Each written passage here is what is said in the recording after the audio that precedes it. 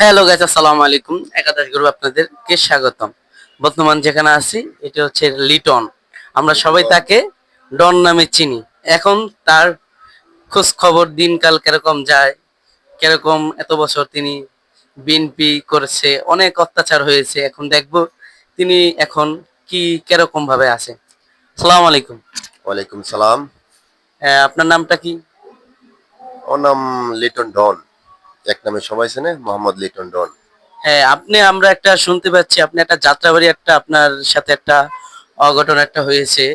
এটা কি কারণে আমাদের যদি একটু বলতেন বিস্তারিত। বিগত যাত্রাবাড়ির যে ঘটনাটা আপনি জানতে চেয়েছেন আমার কাছে, বিগত আমি বলতে চাই, আমাদের চাঁদপুর কচুয়া এক আসনের আনামো এহসানুল হক মিলন ভাইয়া ছিলেন। হুম। তো ওনাকে আমি বাট আন্তরিকভাবে আমি ওনাকে খুবই ভালোবাসি এমনকি পছন্দ করি। আমার জনপ্রিয়তা একজন মানুষ। সে আমাদের এমপি মন্ত্রী ছিলেন। তো ওনার ফিক্সটা আমার মোবাইলে ছিল। সেই বিধানে যাত্রাবাড়ি আসার পর পুলিশ আমার মোবাইলে চেক দিল, চেক দেওয়ার পর আমার মোবাইল থেকে জিনিসটা করলো। ওরা আমার ধমকি ধমকি বিশেষ করে আমাকে অনেক ফসলানি করার পরে আমি 20,000 টাকা হ্যান্ড ওভার করে আমি ওখান থেকে ছুটে এলাম। যাক, আলহামদুলিল্লাহ এখন আমাদের দিন আইছে। তবে আমার দেশে কিছু আমি একটু কথা বলতে চাই, আপনি যদি অনুমতি দেন। হ্যাঁ, বলেন। আমার দেশে কিছু পাওচাটা নেতা আছে, যেমন ধরেন এলাকা থেকে একটু ভালো ভালো একটু আমলিকের ভালো একটু পোস্টের একটা নেতা গেলে যদি আমি যদি একটা সেলফি তুলতে পারি বা একটা ছবি তুলতে পারি, তাহলে আমি নিজেকে অনেক ধন্য মনে করতাম।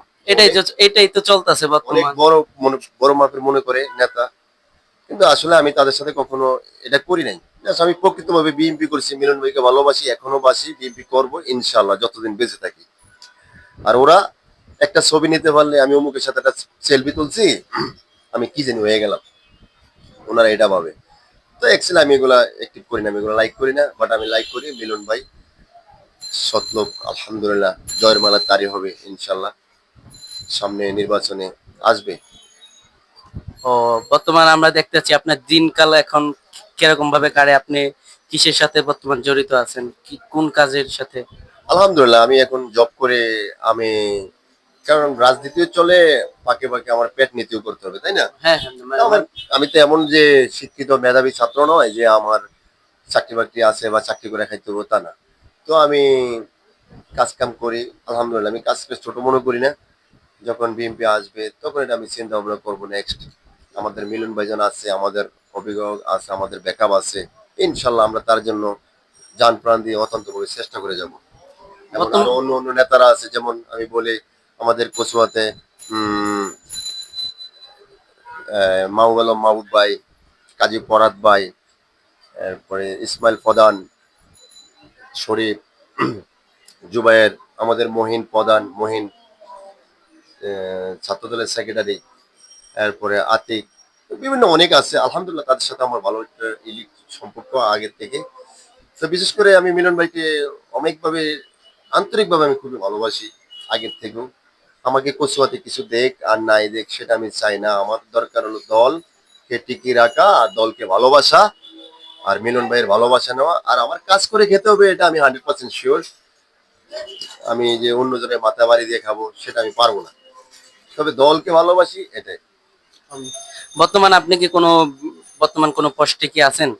হ্যাঁ ইনশাল্লাহ আমি আমার ওয়ার্ডে যুব দলের সভাপতি ছিলাম। তো এই পৌরর ভিতরে আমি পৌর যুব দলের সাংগঠনিক সম্পাদক হিসেবে অভিযুক্ত চেয়েছিলাম। তবে আমি স্বেচ্ছাসেবক দলে আমাকে অন্য অন্যরা ডাকতেছে। তো আছে আমার অভিভাবক আছে, আমার সিনিয়র। আমি যত সিনিয়র হই না, অতীতে আমি সিনিয়র ছিলাম, রাজনীতি করেছি। দিন দিন ধাপ পাল্টায়, এখন আমি কর্মজীবনে চলে গেছি। নতুন করে অনেক এগিয়ে গেছে, যেমন মহিন, জুবায়ের, শরীফ, ওনারা ইনশাল্লাহ এখন রানিং অবস্থা ওনারা আছে। তো ওনারা যদি আমাকে একটু সমর্থন করে, ভালোবাসে, আমি ওনাদেরকে ভালোবাসি। তো এই চেষ্টা করেছি যে ওদেরকে নিয়ে আমি একটা পড়তে এনি টাইম যে কোনো একটা পদ নেওয়া যায়। তা আমি চেয়েছিলাম যে স্বেচ্ছাসেবক দলে এবং নয়তো পুরো যুব দলে আমি একটু ভালো একটা পোস্ট নেব ইনশাল্লাহ। ও, বর্তমান আপনি এই যে আপনার ফ্যামিলি পরিবার নিয়ে আপনি কোথায় থাকেন, আমাদের যদি একটু আমার জানাতেন। তো আর এমন এবিলিটি নাই যে যুক্তরাষ্ট্রে থাকবো। আমার ফ্যামিলি থাকে আমার বাড়িতে, আলহামদুলিল্লাহ ভালো আছে। আপনার দোয়া বলতে আমি ঢাকা থাকি, কাজ কাম করি, এটাই। আর বাড়িতে সম্মেলনে একটু মিটিং মিছিলে যাই তাদের সাথে। ওকে ওকে, ধন্যবাদ ধন্যবাদ আমাদের কথার প্রশ্ন দেওয়ার জন্য, ধন্যবাদ। সবাই ভালো থাকবেন। এই মুহূর্তে আমরা কথা বলছি যার সাথে, তিনি হচ্ছেন লিটন ডন। আমাদের লিটন মামা, আমরা অনেক পরিচিত, অনেক ভালো একজন মনের মানুষ। তার আমরা সবাই তাকে পছন্দ করে লিটন ডন নামে ডাকি। এখন বর্তমান সবাই ডন। আপনি আমাদের সবার মাধ্যমে কিছু একটু বলেন। আপনারা সবাই আমার জন্য দোয়া করবেন এবং মিলন ভাইয়ের জন্য দোয়া করবেন।